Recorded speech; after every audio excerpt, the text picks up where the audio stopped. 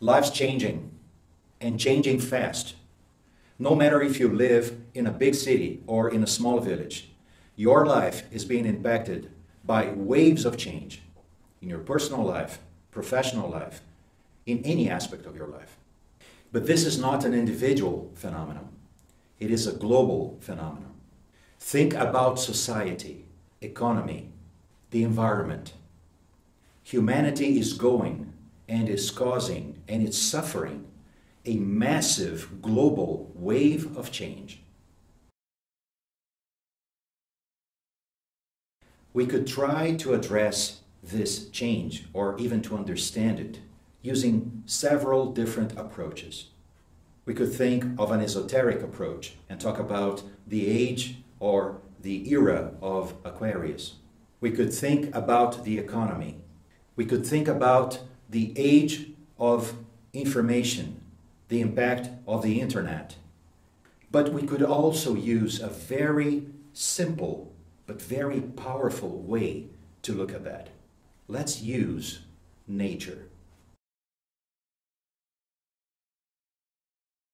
In nature, change can be understood through the golden proportion, or the Fibonacci sequence.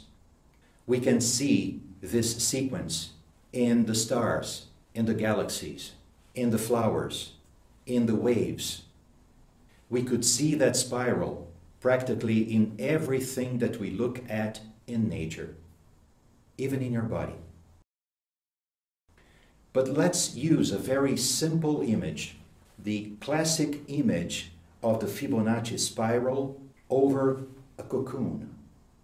If you think about that spiral unfolding its elements, we could see the birth of this spiral. The classic way to see or to calculate the elements of this Fibonacci spiral are by adding the current term with the previous one. So everything begins with the non-manifested all, 0. From this 0 appears the principle of all manifestation, 1. When you add the non-manifested and the manifested, 0 and 1, you have another 1.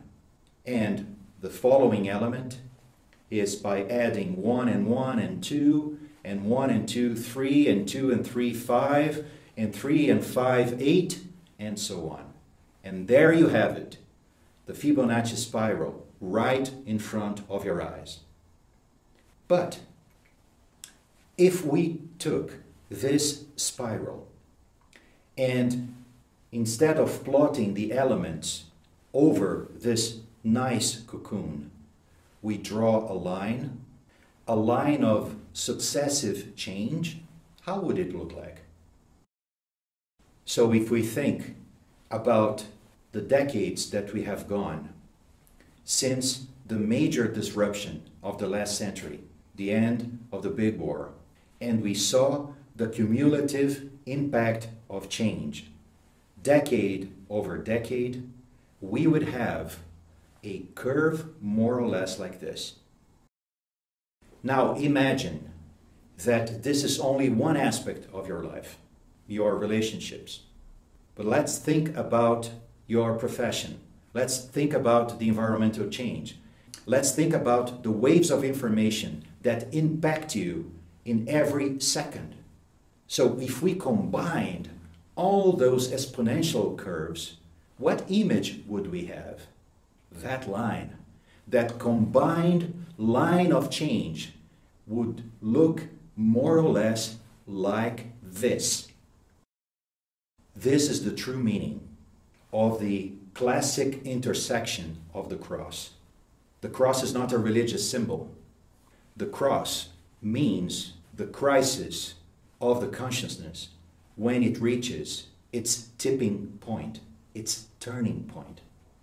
We are reaching that tipping point collectively, globally, as the entire humanity. So collectively, we are in front of this big wall, this big contrast between our day-to-day horizontal life and a totally new vertical dimension of a new state of consciousness and life that is coming upon us like a huge tsunami, the tsunami of the change of consciousness. Many people are aware or becoming aware of this change, and as a consequence, people are searching everywhere for an answer, for a key, for a solution of this paradox of our day-to-day life and a new state of consciousness that must take place. People are desperately looking for an answer, outside, inside, in traditional ways, in new innovative ways through technology. Obviously, all those initiatives are very important and valid. But what we would like to offer for your own personal reflection is a different perspective to that. Because the key for that change is exactly at the center, at the intersection of those two lines, of the point where the horizontal and the vertical dimensions of our lives meet, which is the center. In the center of the human consciousness lies a totally different principle, lies a universal principle, a universal key, a source of totally new answers. But to assess, and even most importantly, to utilize that source, that key, it is necessary that we undergo a true self-revolution. One of the many symbols that have been utilized in the past to address or to suggest that process of self-revolution or self-transformation is alchemy. So alchemy is not an old, obscure, lost science or even pseudo-science. Alchemy is a symbol of a transformation that must take place inside of us.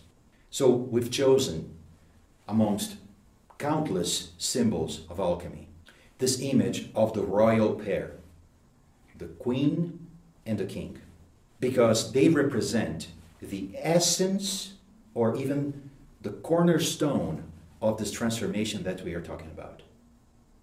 The royal pair doesn't mean a perfect couple, and it's not the symbol of something that is far away from you.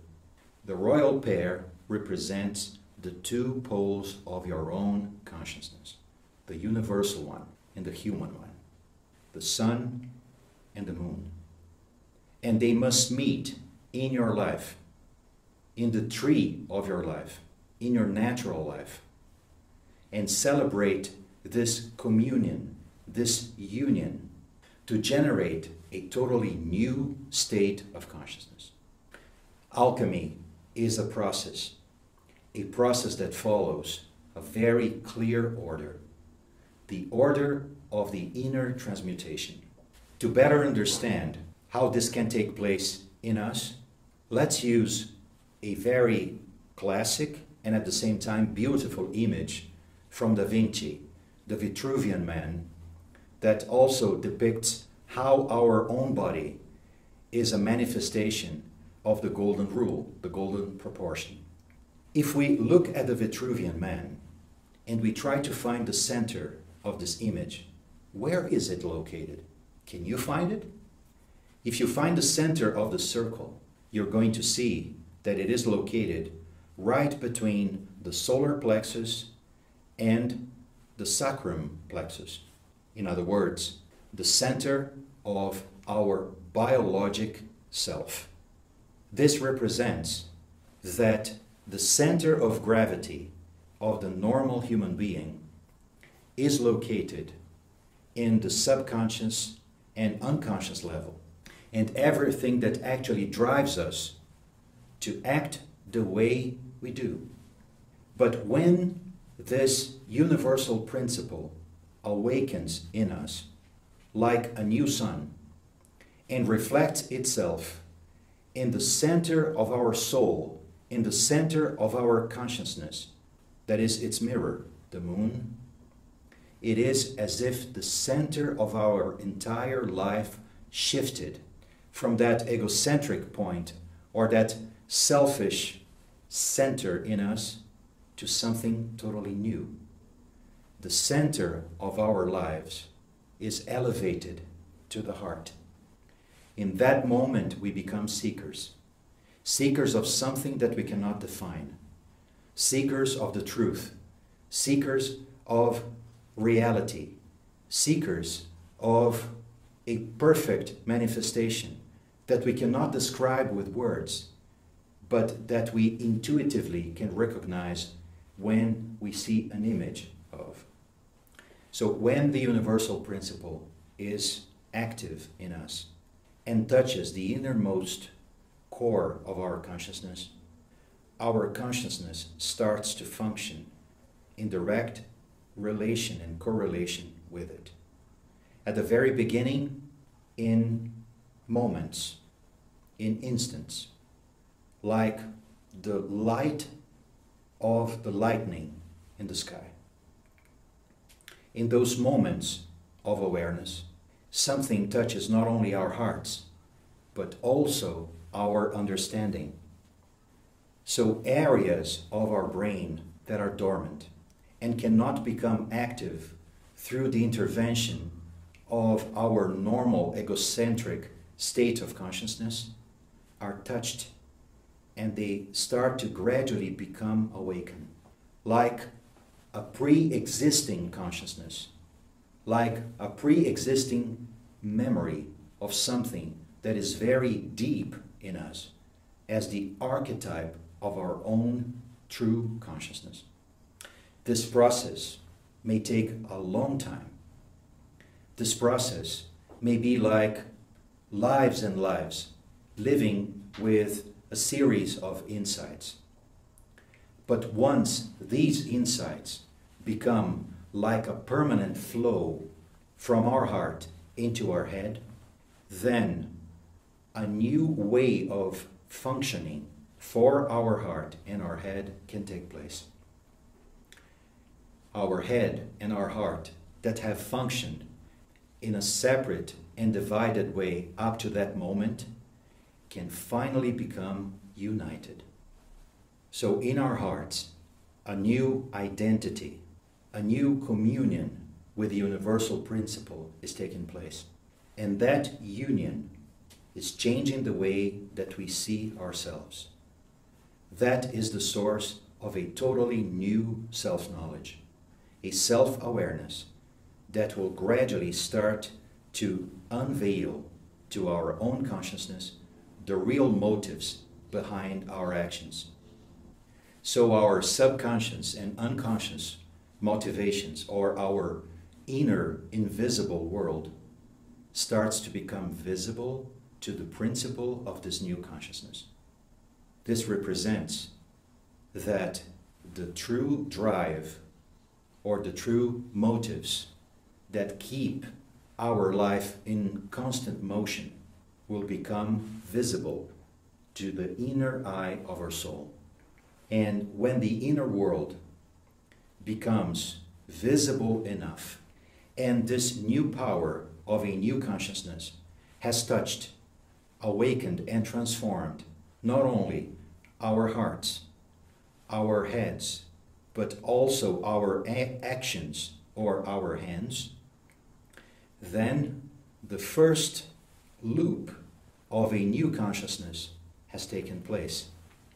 In the terminology of the universal teachings, this is called a new consciousness, an enlightened consciousness, or even a new enlightened soul. It is not a coincidence that it represents a flow of energy, a new flow of energy that circulates through our sympathetic and parasympathetic systems. But it also represents the lemniscata, the symbol of eternity, the symbol of a new awareness that is taking place in us. That new awareness, that new consciousness, can then finally become united organically with the universal principle of the micro-universe, the microcosm, where it lives. This principle is not only the point at the center, but the manifestation field, the universal manifestation field that we live in, the universal sphere of the microcosm. That universal aspect, the spirit itself, the highest power of ideation in the entire universe, can finally become united with the structure of the consciousness. And by becoming united with the central pillar of our serpent fire system, it then transforms not only the consciousness into a universal spiritual consciousness or a spirit-soul consciousness, but also modifies, transmutes, alchemically transmutes the four vehicles of manifestation of the soul, the four bodies of our personality: mental, astral, etheric, and physical. That is the meaning of the sublime symbol of the caduceus of Hermes, of the staff of Hermes. It is the meaning of the organic transformation that can take place in us. This new consciousness that generates a new state of life is the key of the transformation that is required from each one of us today. That self-revolution is the only way that we can unite our lives with this vertical dimension of a massive global change. If we don't go through this transformation individually, we cannot become true agents of change in the world, because we'll be trying to repeat with our egocentric consciousness the old patterns, the old solutions for totally new questions. The future cannot be a repetition of the past.